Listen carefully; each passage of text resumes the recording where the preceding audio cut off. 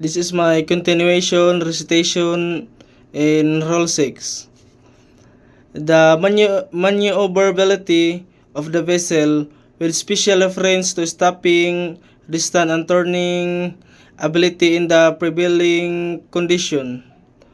At night, the presence of background lights such as from shore lights or from backscatter of her own lights. The state of wind, sea, and the current, and the proximity of navigational hazard. The drought in relation to the available depth of water.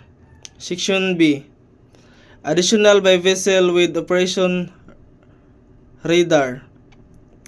The characteristic, efficiency, and limitation of the radar equipment. Any constraints improved by the radar range scale in use.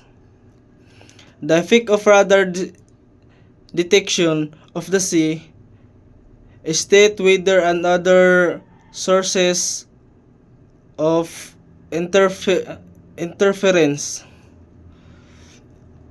The possibility that small vessel, ice, and other floating object may be not detected by radar and an indicate range. The number, location of movement of vessel detected by radar.